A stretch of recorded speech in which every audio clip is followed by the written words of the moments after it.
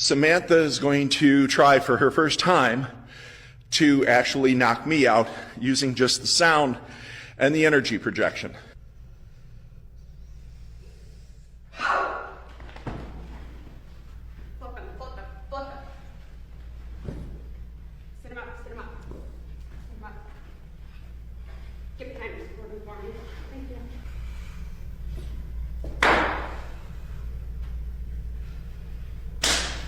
You should be able to see that the pupils are actually dilated as a result of the initial push, the energy push.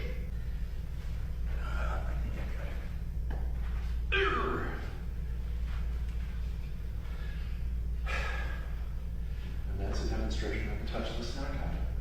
Is that a real video when you cradling him? Is it like, Yeah, did you know he was? there was a baby. There's a baby. And I didn't know, I wasn't punching me. I don't know, man. I just thought, that's how I am with children. Yeah.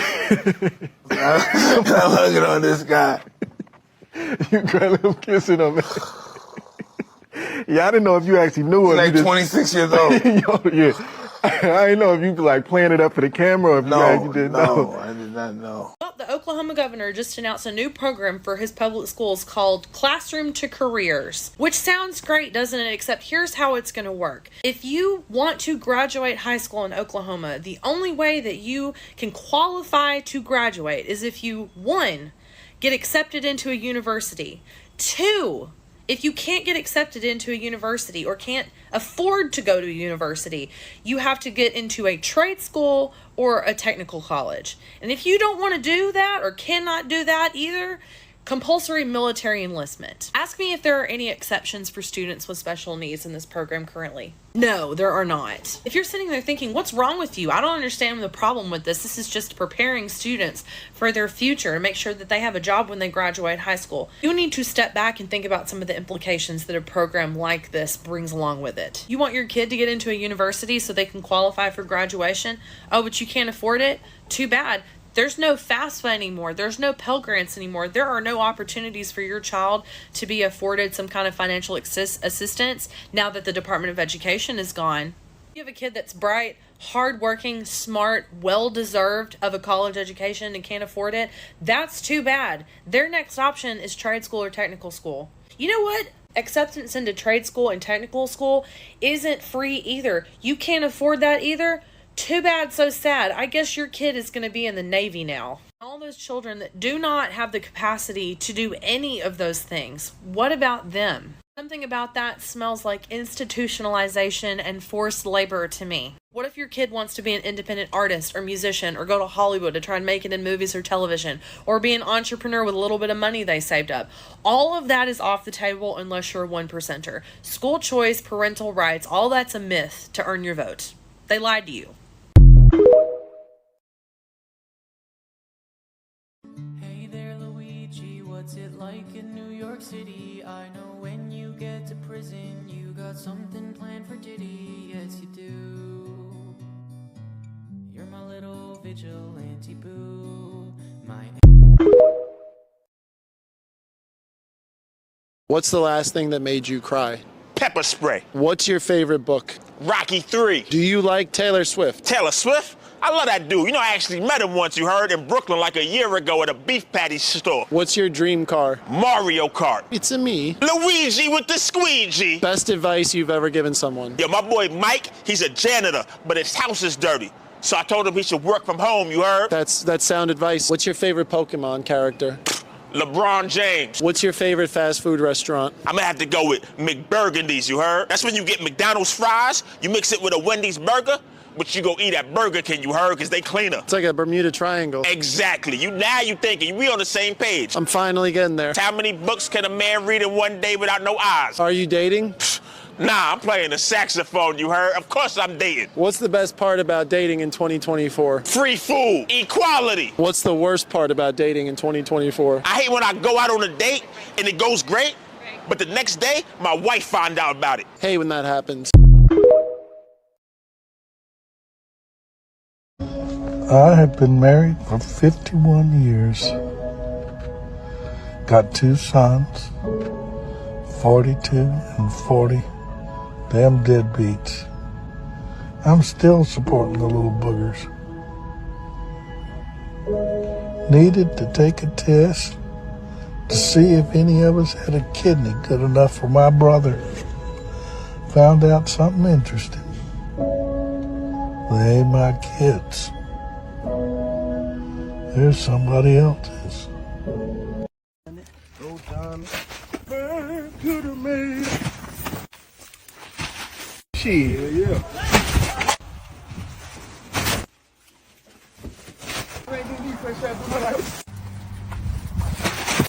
Hey, if y'all want to be, it's a beautiful day.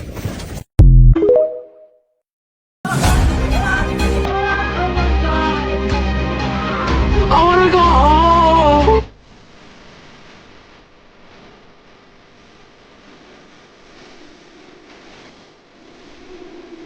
Hey, señorita. Welcome to Thanos' world. I'm the legend Thanos. No, I'm Yepune. I like you. Didn't you flirt with the other girl who died? What the fuck are you talking about? Check it out, check it, check it out, check it, check it, check it out, check it. Hey, Greg and a CE, call me hip hop junkie. Straight to your dome piece like grass monkey. All I wanna know, do you wanna get funky? CNC beats be kicking like a donkey. Get down if you're chunky but funky. Get down if you're chunky but funky. You want funk? Hey, we got skunk the factory. CNC has got a trunk to funk. Guys, it's official. Text messaging is no longer safe. Your data is being stolen. Yeah, that doesn't really seem like that big of a deal. No, it's a problem. They're doing it, and this is our biggest priority right now. The text thing, that's your biggest priority right now? They're collecting information on you. Like the same information they can find on my social media. Well, they know exactly what you're buying. So does Google and my bank. But they're learning information on you so they can appeal to you and sell to you more. They're trying to sell to you. Don't you hate that? Isn't that what Amazon does and like every other company online? Okay, well, they're reading your text messages. Isn't that an invasion of privacy? Don't you care about that? I'm pretty confident no one in China would give a shit what I'm texting my mom or my friends. Or, well, you seem really concerned though. What are you texting? Important government information? Like what the fuck? Well, this is manipulative. It's criminal behavior. Aren't you upset about at least that? Don't you hate that? No, a felon's about to run this country in like 5 minutes, so what the fuck ever at this point? Ugh. Let me know if you're gonna do anything like productive or meaningful.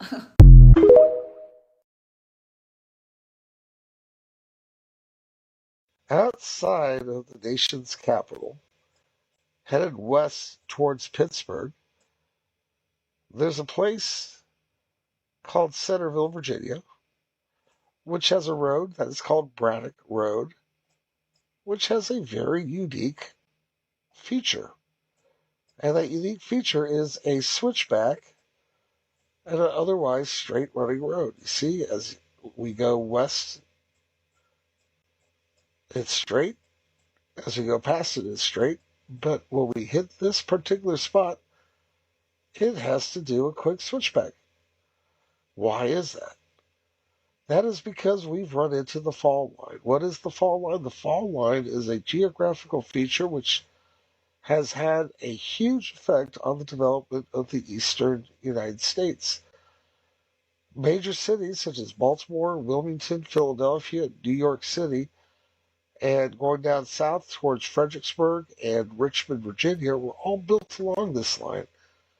And this line is a geographical feature where the rock shelf, which is where the Appalachian and other mountain systems that are all to the west of here are built upon, and the coastal plain, which is basically all of the runoff from centuries and millennia that have just basically run into the ocean and built up over the years.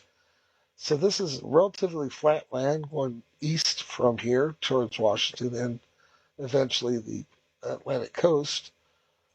And west from here, it gets very rocky and very, I don't want to say mountainous because I'll get laughed at by my friends from Colorado, but for our area, it gets mountainous. Okay, so why is this unique? Well, the reason that it's unique is because it is the only road that you're going to find this on. If you go on US 50, which is to the north, it goes straight. If you go on I-66, which is to the south, you're not affected by it. You don't even know it's there. US 29, same thing. US 29, if you're paying attention, you'll see the rocks from it, but the road itself's not affected. The reason is because those roads are modern roads.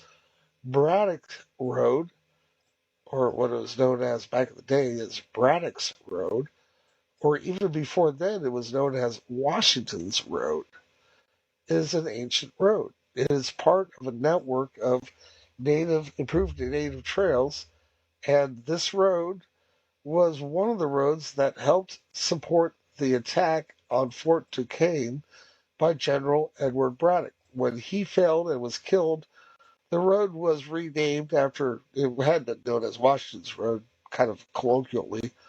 It was then officially renamed to Braddock's Road. And then Braddock's Road became part of the route of one of the nation's first highways. As a matter of fact, it is the first highway. It's called the National Highway. That runs through western Maryland on the second part of this journey from Alexandria, which is here outside of Washington, to Pittsburgh, which is in western Pennsylvania, which was the location of Fort Duquesne. So there's your couple minutes of history lessons. I hope you enjoyed it. And please, if you want to learn more about Braddock's ill-fated attack, check out my channel, Hometown History. Really interesting stuff. Like and subscribe.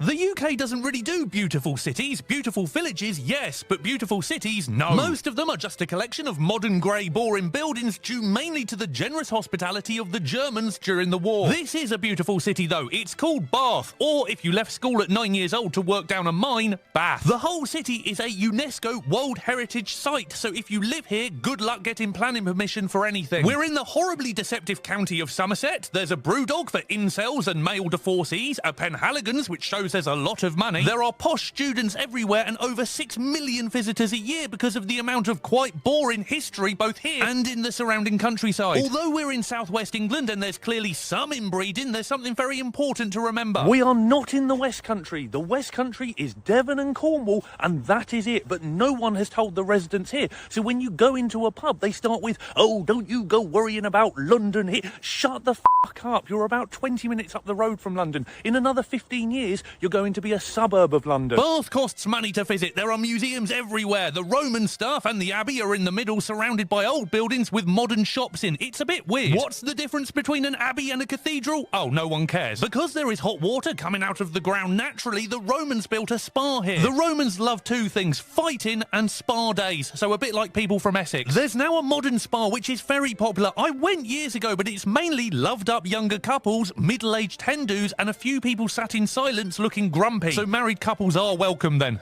This is the house a fella called Herschel put a telescope on the roof of to have the first proper look at Uranus. Up until that point, no man or woman had ever seen Uranus. I filmed another 2 entries into the Wildlife Photographer of the Year awards with this stunning peregrine falcon, and then saw a crowd watching a kingfisher. Have you ever seen a kingfisher just sitting and chilling? Absolutely stunning. Please hit follow if you don't already. And there's a bell icon on my profile you can now tap so you don't miss a post. Jane Austen lived in Bath. She wrote some famous books that got put on the TV. They're all right, but I'm not really the target market for them, to be honest. Hilariously, Jane Austen hated living in Bath. They keep this quiet, though, because of tourism. I'm not joking. How can somewhere that looks like this need security tags on Red Bull? And why just full-fat Red Bull and nothing else? What is it about that the local scamps want so much? I walked down Gay Street, went around the rim of the circus, and then up the Royal Crescent, which sounds like a hell of a night out. You may have already heard of the Royal Crescent. It's widely considered to be the most beautiful road in the whole country, and it is absolutely stunning. Most of the houses are now split into multiple flats because previous owners realised they could make more money that way. But the last time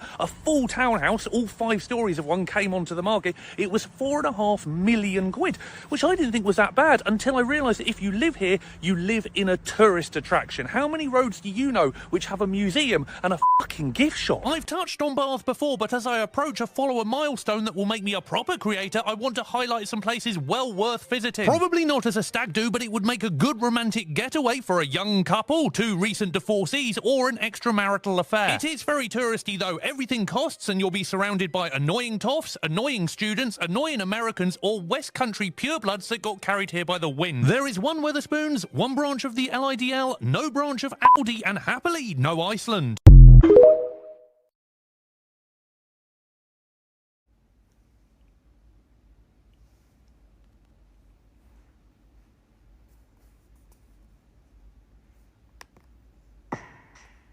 Dear Professor Morgan, I hope you're having a wonderful day. I have a favor to ask. My laptop just crashed and I didn't hit save. Oh, please, can I have an extension? Oh, I forgot to mention something not great. My dog ate my router, and I don't have power. Just a few more hours, and I'll turn it in. Can I have an extension?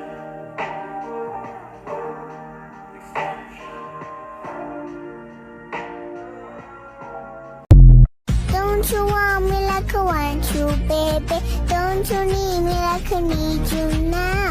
See tomorrow, but tonight go crazy. All you gotta do is just meet me at the 아바즈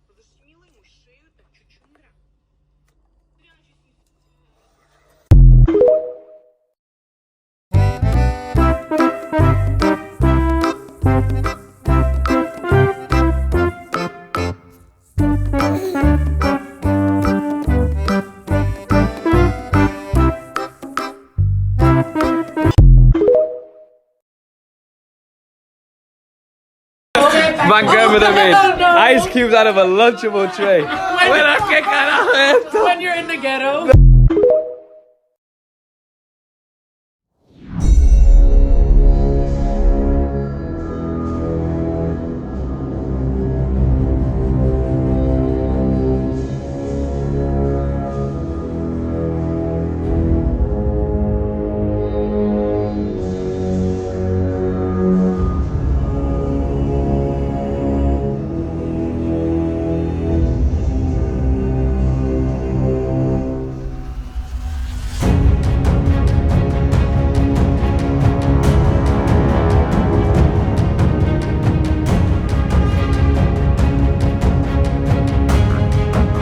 To work in IT recruitment, it is so interesting to hear the dialogue that's happening about the H-1B visa program.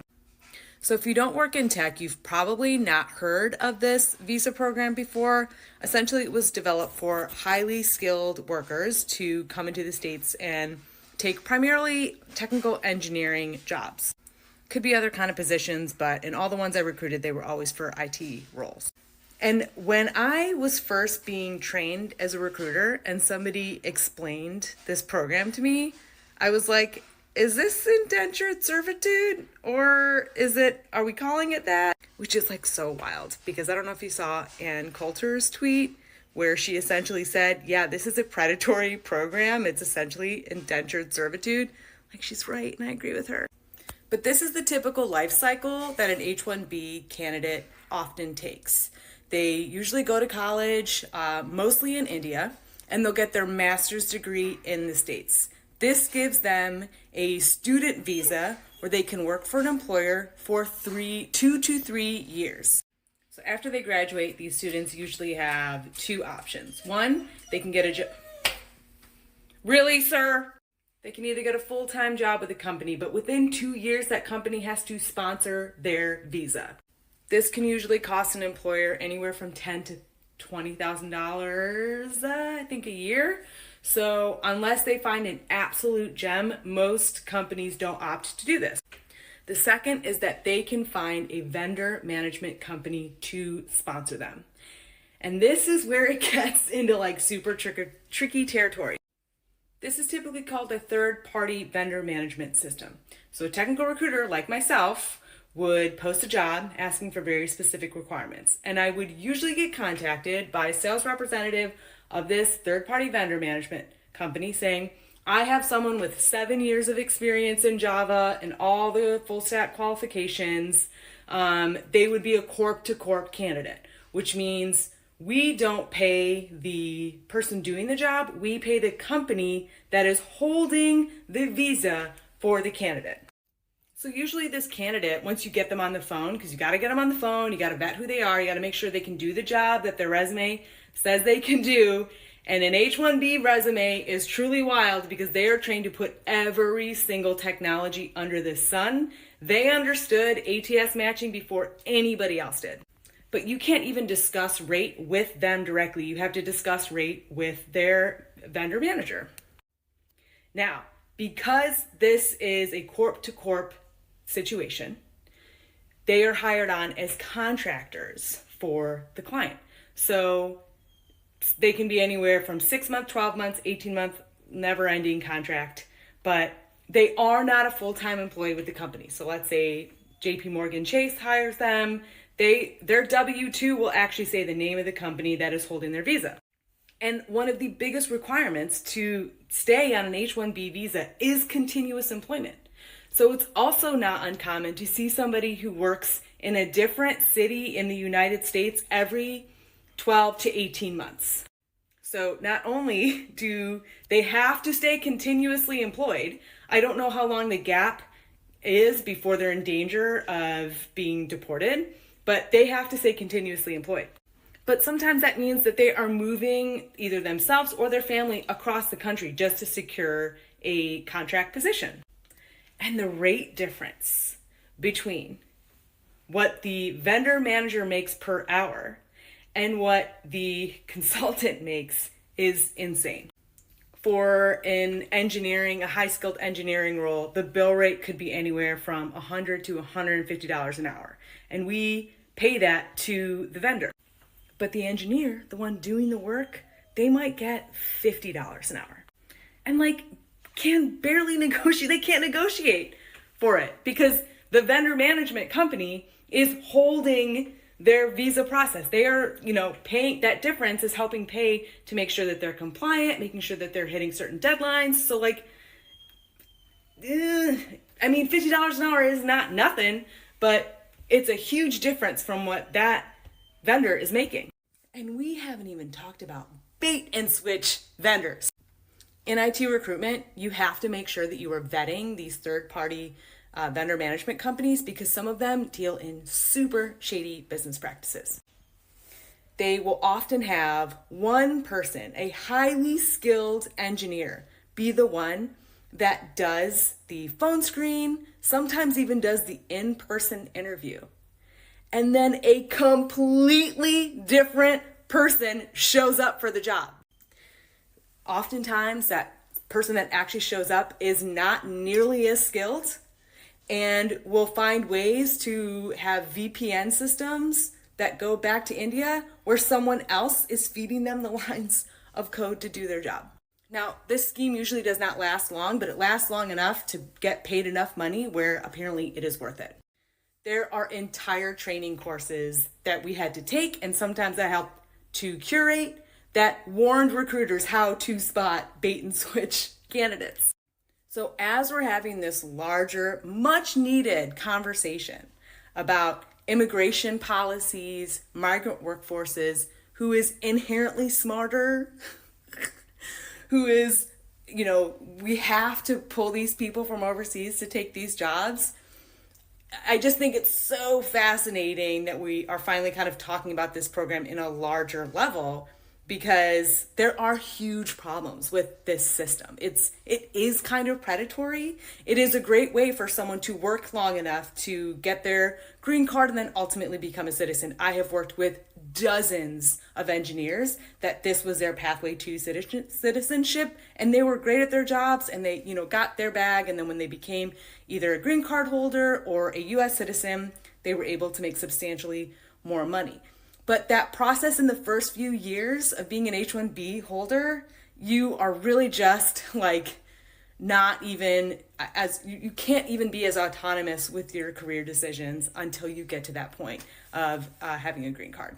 But I am thoroughly enjoying watching MAGA Republicans be talked about as the incompetent, lazy workforce, because it's the same language that they would use to talk about migrants of a different nationality.